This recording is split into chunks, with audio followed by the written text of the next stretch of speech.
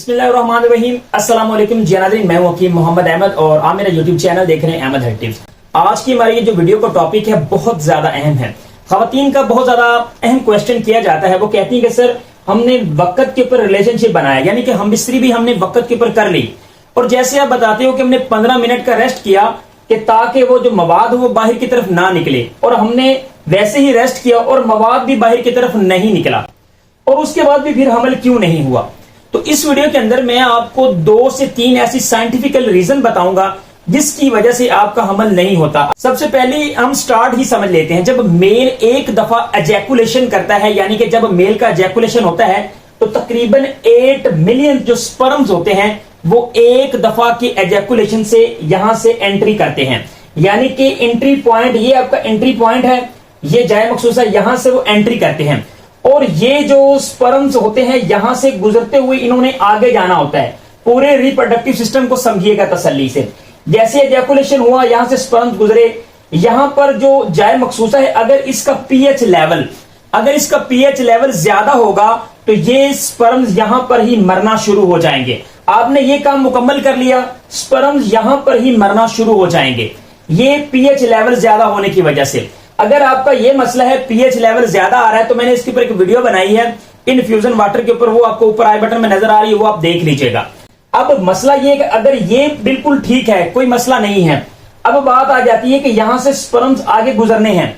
ये है सर्विक, यानी कि बच्चादानी का मुंह है, ये सर्विक है। ये पूरा जो है ये आपकी यूट्रस है, ये बच्चादानी का मुंह है। यहां से स्पर्म्स ने एंटर होना होता है। अगर यहां से स्पर्म्स एंटर नहीं हुए, आपने रिलेशनशिप बना लिया तो आपका हमल नहीं होगा, क्योंकि जो एग है यहां पर पड़ा होगा। अगर एग यहां पर पड़ा होगा, स्पर्म्स यहां से आगे गुजरेंगे ही नहीं, तो आपकी कैसे आपकी फर्टिलाइजेशन होगी? फर्टिलाइजेशन नहीं होगी। ये सोच लेते हैं कि अगर बच्चादानी का मुंह यानी कि सर्विक भी खुला है तो यहां से स्पर्म्स एंटर हो जाते हैं। पहली बात तो ये, तो दूसरी रीजन ये आ जाती है कि बच्चादानी का मुंह खुला ही नहीं होगा। पहला पीएच लेवल, दूसरा बच्चादानी का मुंह नहीं खुला होगा, अगर ये आप काम कर लेते हो तो। अब नेक्स्ट हम चलते हैं, यहां से स्पर्म्स एंटर होते हैं। अगर हम 80 मिलियन स्पर्म्स को देखें तो ये तकरीबन 1 चम्मच जो होता है चाय वाला, इतने स्पर्म्स बनते हैं। ये इतने ज्यादा नहीं होते, ये साइज में बहुत कम होते हैं।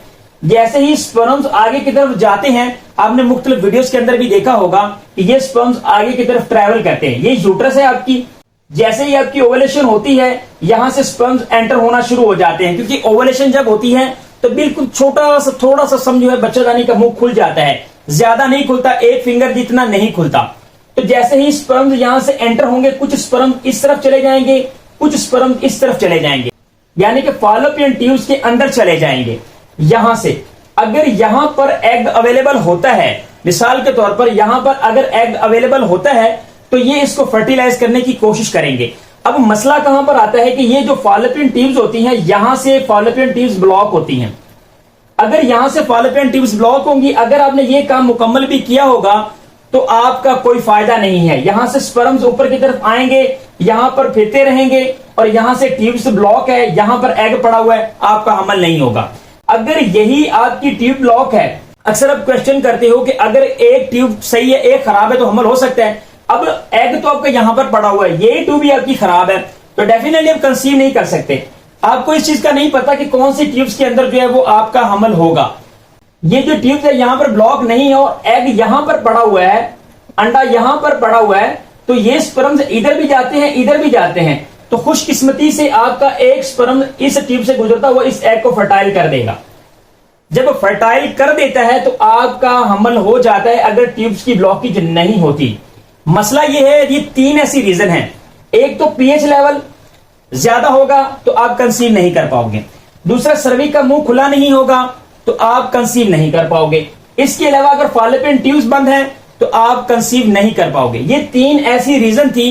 अगर आप ये काम मुकम्मल भी कर लेते हो तो आप कंसीव नहीं कर सकते। अगर आप ये जानना चाहते हो कि ये अगर फर्टिलाइजेशन हो जाती है तो उसके बाद कैसे हमारी इम्प्लांटेशन होती है, तो इंशाल्लाह मैं वेरी नेक्स्ट वीडियो के अंदर आपको डिटेल के साथ ऐसे ही डायग्राम बनाकर समझा दूंगा कि आपकी इम्प्लांटेशन किस तरीके से होती है आपकी फर्टिलाइजेशन होने के बाद। आपकी फर्टिलाइजेशन आपकी होती है ट्यूब्स के अंदर, फॉलोपियन ट्यूब्स के अंदर, और उसके बाद आपका जो बच्चादानी है वहां पर आपकी इम्प्लांटेशन होती है। ये किस तरह से होती है सारी डिटेल वीडियो इंशाल्लाह मैं नेक्स्ट आपको बता दूंगा। उम्मीद करता हूं कि वीडियो आपको पसंद आई होगी। Thanks for watching tips. वस्सलाम।